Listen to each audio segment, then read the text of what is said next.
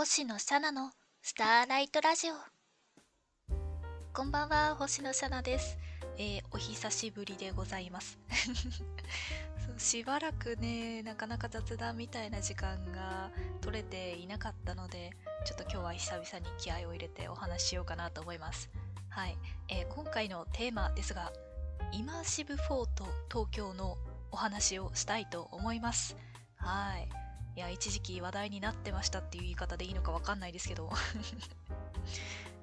概要ですね、2024年3月にオープンした施設でございます。お台場の方にありまして、一応テーマパークっていう形だったんですけれども、2025年の3月に、大規模リニューアルに伴い、なんかシアター型に変わったらしいですね。はい。そう、ここの何がすごいかって没入体験ですよ、没入。イマーシブシアターというものをね、テーマパークの規模感でやってやろうという施設があったもんで、いやー、ディズニーのアトモスが好きだったので、海賊グリとかめっちゃ動画見てたので、これを堪能できる施設があるなら生きてっていうことでめっちゃハマってました。めっちゃは嘘かも。そんなガチガチでは言ってないけど、でも1年間で4回行ったんですよ。そう、ディズニーですら年1、2ぐらいなのにね。そうなので、その時のお話をねしていきたいなというふうに思います。行った時期としては、3月にオープンって言ったんですけど、まず1回目が6月で、その後がちょっと時間を置いて11月で、その後時間を置かずに12月で、最後フィナーレだって言って2月に行きまして、はい。いやー、新しい施設っていうこともあって、もうね、変化が目まぐるしいんですよ。もちろんコンテンツのね増減とかもありましたけど、その施設の運用というかもかなりいろいろ変わってて、すごく体験できてよかったです。楽しかったです。はい。なのでそれぞれ行った時に感じたこと、その回ごとっていうんですかね、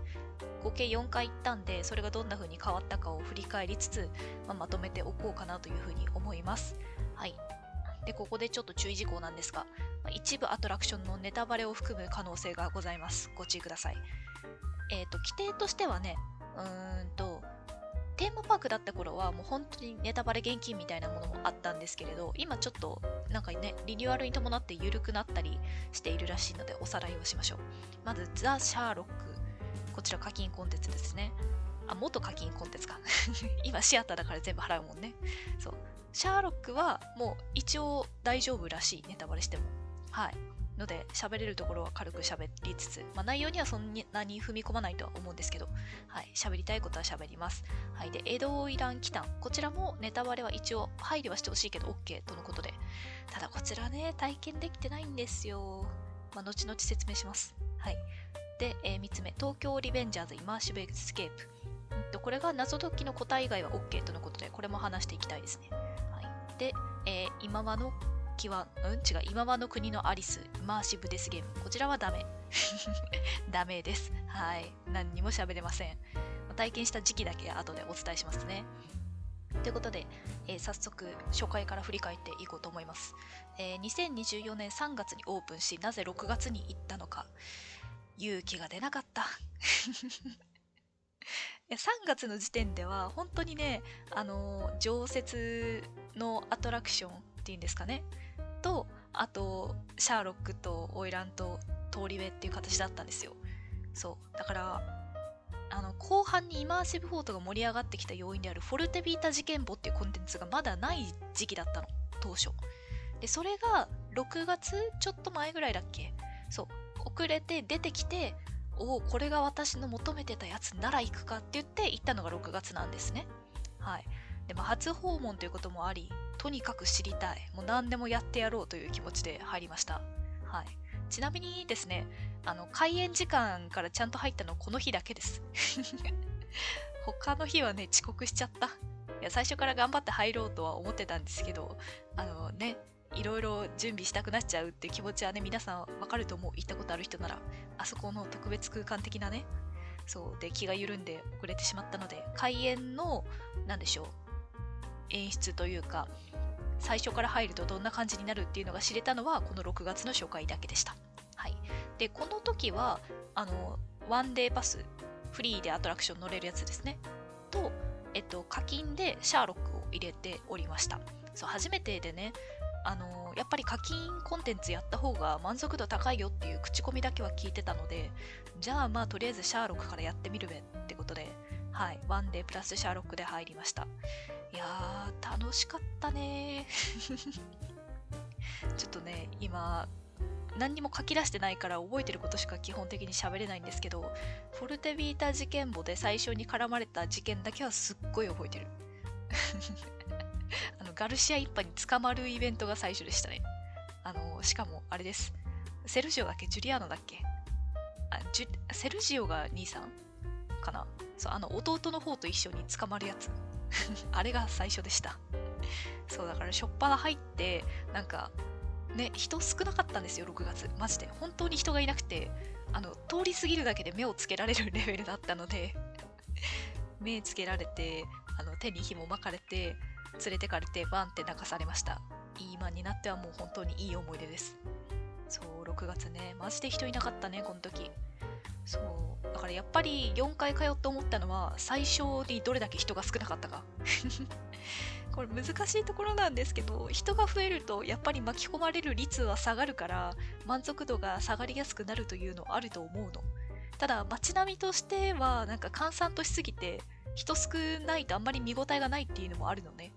まあどっちもいいところ、なんか気になるところもありつつっていう感じではありましたが、でも6月はすごい楽しかった。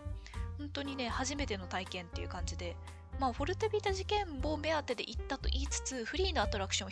一通り回りたくて、あれです、ヘンゼルとグレーテルもちゃんとどっちものルートを回りましたし、あとね、ジャック・ザ・リッパーも結局行ったんですよね。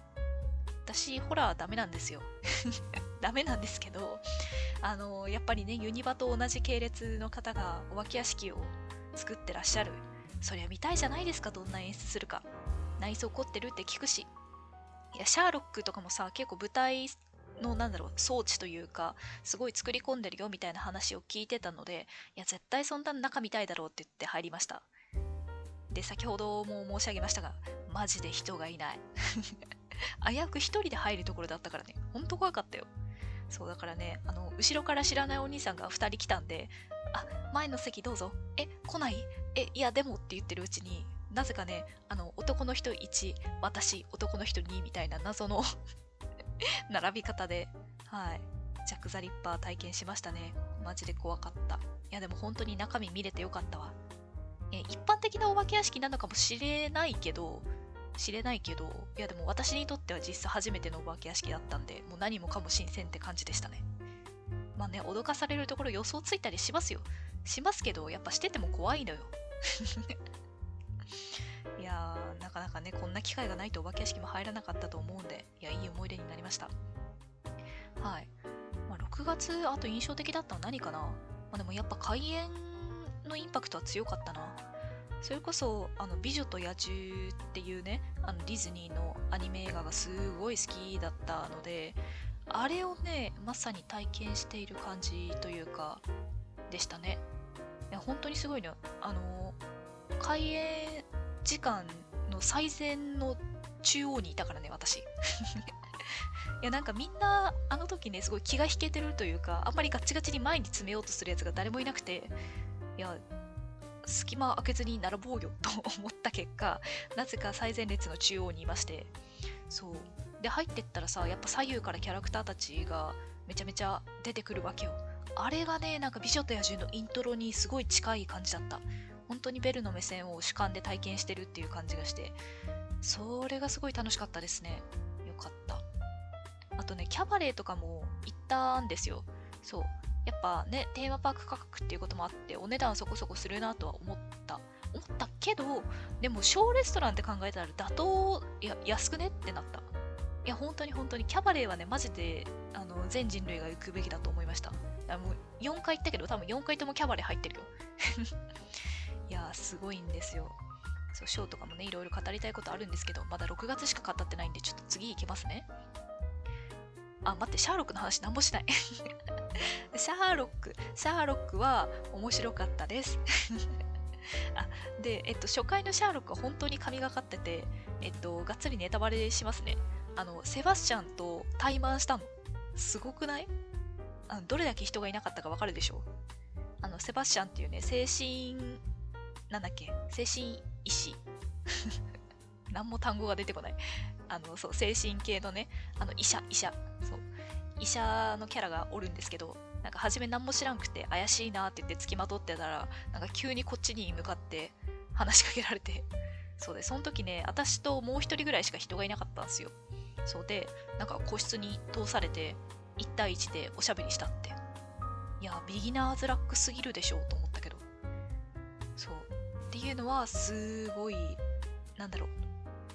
人が少ないからこそできた体験っていう感じがあったね。だから、あれを3000いくらの課金で体験できるのっていう衝撃はすごかったっすね。だから次も行こうと思ったし。はい。ちなみに私はホームズに肩ポンされた女になったんで、いやもうこれは大優勝ですよ。そう、サーカスのシーンのところですよね。サーカス終わってホームズがさ、気づいたら移動してるわけよ。私全然気づかないでサーカス普通に見てたの。そしたらポンって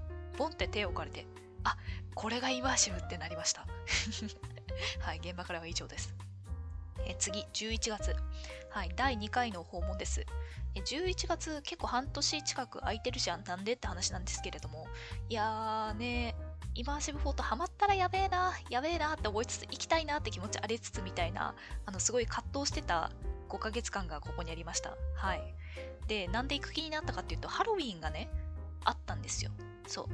このハロウィーン、11月なんでもう終わりかけなんですけどそう、私ユニバーのハロウィンとか動画では見るんだけど、実際には行ったことが一度もなくて、もちろん怖がりなんでね、無理じゃねっていうのもあったんだけど、なぜかイマーシブフォートに関しては勇気が出てしまう。そうので、ハロウィンを目当てにゾンビパニックを見に行きました。でついでに7月にデスゲームもね、始まったんですよ。今はの国のアリスが。そうので、ちょっと電気ビリビリしてみたいなと思って行ったのが11月です。ハロウィンはね、面白かったね。ユニバーのと比較ができないのがちょっとあれではあるんですけど、やっぱ演技っていう感じがすごい強かったです。なんだろうな、そのゾンビ一つとってもこんなにゾンビの表現ってあるんだっていうのがすげえ面白かった。もちろんね、そのドラマ的な感じで全体でなんだろう、いろいろストーリーというかあるにはあるんだけど、それを抜きにしてもなんか興味深いっていうインタレスティングな感じの面白さはありました。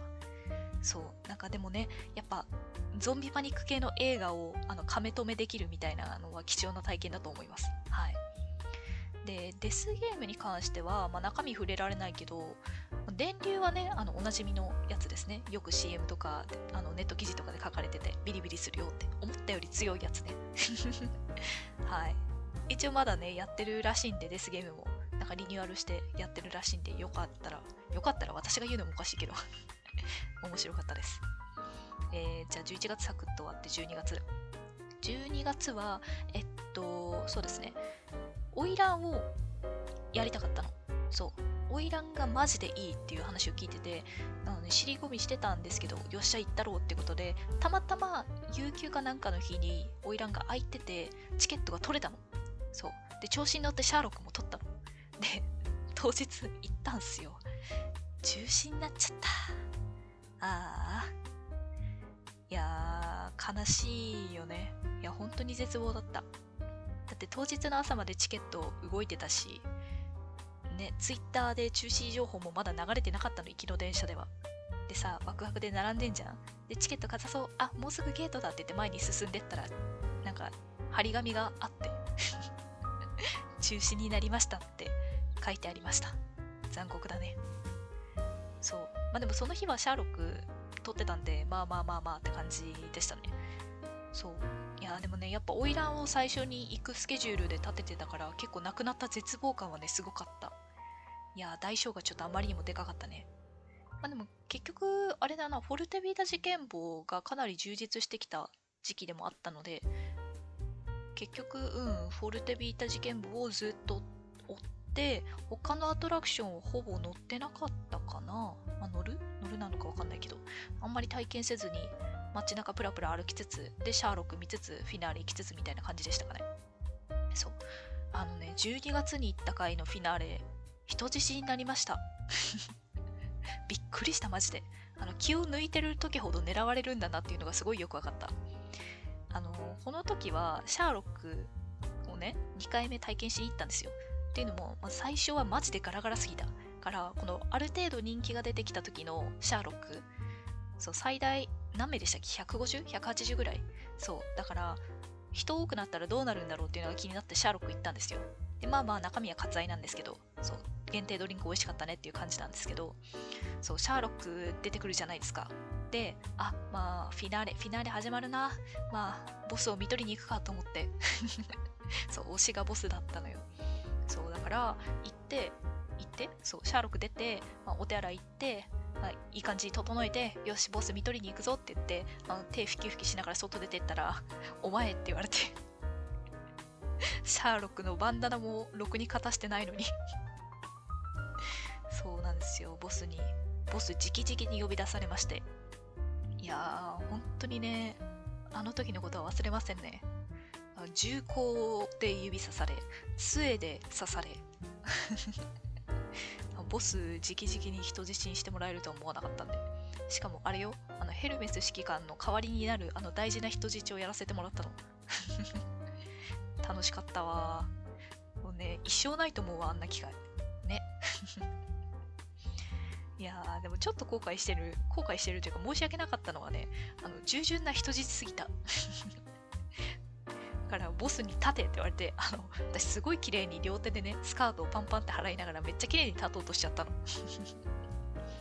そしたらチラって隣見たらさ、ボスがめっちゃ手出してひっつかもうとしてくれてたから、おずおず手出しちゃったよね従順すぎて普通に一人で立ち上がろうとしちゃったわ。マジごめんと思って。そういやでもね、命拾いしたなっていうセリフを生で聞く機会もう二度とないと思うんで、すげえ楽しかったです。マジでありがとう。はい。というわけで12月のプレイバック。そして最後が2月ですね。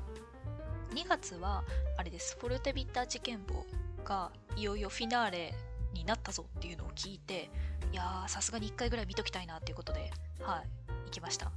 でプラス花魁はちょっと取れなかったんですけど、通り部をねまだやってなかったんで、そう通り部を1回ぐらい経験しておこうということで課金しまして、通り部とフォルテビータの2台目当てで行きました。いやーあとこれあれだ、スパイアクションやった日もこの日だわ。そう私ね、これまでの日全部スパイアクション外れてるんですよやってない日でして、そう2月にようやくスパイアクションやる日と行く日がかぶったんで行きましたね。スパイアクションも良かったわ。なんかね、スタントすげえし、演出も面白いし、これ伝わるかわかんないけどさ、下から空気プシューって出てすげえ音するシーン伝わる知ってる人は知ってると思うんですけど、あれすごいですよね。何がすごいって、その機械のプシューっていう音がうるさいんじゃなくて、そうプシューって出た煙が上の金属の板に当たってるせいですげえ音が鳴ってるっていう上手な使い方してますよね。あと血のりの演出とかもね、いやー散々ネタバレ受けてはいたんですけど、やっぱ実際見てみると、人質役の人すげえうまいとか思うし、いやーすごいなーと思いました。演出がね、なかなかあんなに見る機会ないんで楽しかったです。普通にショーとして面白かった。ついでにこの日人質にされてますねめっちゃがっつりされてますね。そうだからあれよ、わらわ袋だっけ、かぶせられて連行されてるんでちゃんとチェックもしてもらったよめっちゃね、お兄さん優しいのか優しくないのか分かんなかったね、赤い服のお兄さん。でちょっと通り部に話を戻しますか。通り部はね、一応謎解きコンテンツなんですけど、謎解きって感じそんなに私も謎解きめちゃめちゃやってるわけじゃないし、リアル脱出ゲームに関しては多分去年のユニバーのコナンしかやってないんですよ。もう他はオンラインのコンテンツとか、あと時間制限のない街歩き系の謎解きぐらいしかやったことなくて、けど多分通り部は謎的にはレベルそんなに高くないと思いました。たまたまソロで参戦したんですけど、ペアになった人がめちゃめちゃすごいねベテランさんだったので、アテンドがうまかったせいかもしれないが、ある程度解きやすさはすごく感じた。推測でいけるやんこれってなりました。いやでもね別の意味で難しいとは思ったよ。あいつはフィジカルだよ、フィジカルいやなんかね、ストーリーラインは多分言っていいんでちょっとお話しすると、隠れたりみたいなことがね発生するんですよ。いやーダメなんですよねゲームとかでもね隠れる系のステルス系のすごい苦手なんですけど、そうちょっとそういうアクションが入ってくるのはまあ面白いっす。面白いけど謎解きかってなった。だから謎解きがっつりっていうよりかはなんか新鮮なスパイアクション系楽しみたい人に刺さりそう。いやでもね演者さんはみんなすごいっすよ。私通り部見ないで突っ込んでたんですけど、でも竹道ぐらいは知ってるよ。名前キャラの名前聞き覚えあるなぐらいは分かってたんですけど、詳しいストーリーとかがっつり誰がどうでみたいな関係値とかは細かく知らない状態で行ったけど、役者さんはマジですごかった。再現度云々みたいな話もあるかもしれないけど、まあなんだその生の声で喋ってるとかもそうだし、見た目の凝り方もそうだし、なんだろう立ち方もなんだろうアクションっていうの蹴り方殴り方も全然違うし、いやなんか個性をよくここまで出せるなと思いました。あとね一番すごいと思ったのはね、限定のボスキャラ呼び方なんだっけ、ハンマくんだっけ、あの人の演技マジですごかった。骨どこに入ってんだろうと思いましたなんかねすごいずっとゆらゆら揺れててつかみどころがないめちゃめちゃがたいのいいモヒカンの男性だったと思うんだけど、そういや身長は多分厚底で若干持ってるとはいえ、どうしたらあんなひょろひょろなよなよ動けるんだろうっていう、なんか重心をどこに置いてんのかわかんねえなみたいな状態でずっと演技してんのがすごいなと思いました。あとなんだろうな、ドラケンさんもやばかった。ガタイが良すぎたマジで。最前列で座ってショーを見てる時間があったんですけどドラケンさんが目の前にドン落ちてきて、いやビビっちゃった。普通にビビっちゃった目の前に巨体が落ちてくるとこんなに怖いんだなってそう本当にドラケンさんはマジでガタイが良すぎた。ハンマさんは多分足底で持ってるなっていうのが分かったんだけど、ドラケンさんお前持ってるみたいな、普通の靴履いてないそれみたいなのに身長がバカ高い、ガタイが良すぎる。そうだからなんかそういう面白さはありました。いや通り部は普通に演技見てるのが面白かったな。なんかもはや謎解きじゃない感はすごかったけど、いやでもあれはあれですごいいいコンテンツだなっていうふうに思いました。はい。でまあフィナーレな、事件簿のフィナーレに関してはまあいろんな人が言ってるっしょわざわざ私が言うことでもないかみたいな感じはするな。フィナーレね、よかったね。もうすすり泣きがすごかったけどね周りでもそんだけファンが増えたっていうのは嬉しいことですよね。まあ詳しくは調べてください。語ろうと思うと多分いくらでも語れんだよ。キャラ同士でも関係もそうだし、いろいろねフィナーレになって暴露じゃないけど公開された秘密とかもたくさんあったと思うので、その辺は調べることも多分フォルテビータを体験することの一部になると思うのでっていう体で私は話すのを避けようと思います。はい。というわけで4回分をざっくりと振り返ってまいりましたが、すごいね、こんな雑に喋っても20分経つんだよ。はい。じゃあまとめに入りましょうか。3月に大規模リニューアルをしまして完全に劇場型になりました。つまり私が今まで話してきたことはもう現在は一切体験できません基本的にはね、もうシャーロックもリニューアルしておりますし、通り部もリニューアルしておりますので、私が喋ったことが入ってるかどうか私はさっぱり知りません。変わってる可能性がありますので、課金じゃないね、シアター型のチケット購入される方は必ずご自身で情報を調べていってください。私はあくまで過去の話しかしておりません。はい。そうなんだよね。リニューアルね、悩ましいラインではあるんだよ。テーマパークが好きなんですね。そう、作り込まれた世界観というか、そうだからそうテーマパークとして好きだった民から言うと、演劇単体になった時にね、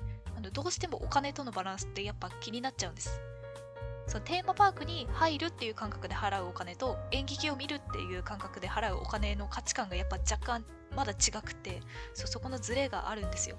のでその1日とかね2日働いた分のお金をその 1,2 時間分の体験にギュッて詰め込む、つぎ込んじゃうってなると、やっぱねまだ戸惑っちゃうねちょっとまだ無理だわっていう抵抗感がねどうしてもあります。だからねガンガン通いまくってる人を見るとね、大人ってすげえやってなりますはい。でね、4月の25日から真夜中の晩餐会っていうコンテンツも始まったらしいんですけど、いや行きたいけどね、いかんせん金がマジで金がかかる。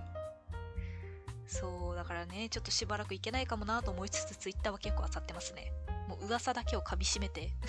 今スルメイカの切れ端を頑張って噛み締めて味出してる感じだから、ちょっと頑張っていけるようになりたいね、お金に余裕ができたら。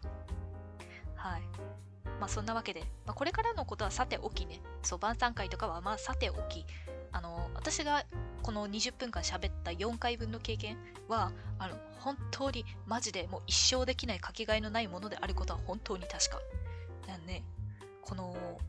アトモス系っていうのかな、なんて言ったらいいんかわかんない。それこそイマーシブって言うべきなのかもしれないけど、この生きてる人が演じるキャラクターと触れ合うみたいなのをその敷地内でがっつりやれるコンテンツって本当に貴重だなっていうのを感じました。だから、1年ギリ持ってないような気もするけど、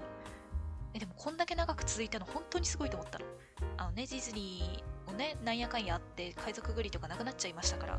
そう今やってないからね、多分。そうだからね、またできたら嬉しいねはい。というわけで体験できてよかった。本当によかったし、めっちゃ楽しかったっていうことだけ伝えますね。まあもうないんですけど。はい。行きたくなった方はね、もう行けないんだなっていう悲しみをかみしめながら一生懸命ツイッターで情報を調べてください。はい。というわけで、イマーシブフォート東京のお話を終わっていこうと思います。最後までご視聴いただきありがとうございました。違う、これ動画の終わり方だ。久々すぎて喋り方は忘れてますね。はい。お相手は星野シャナでした。おやすみなさい。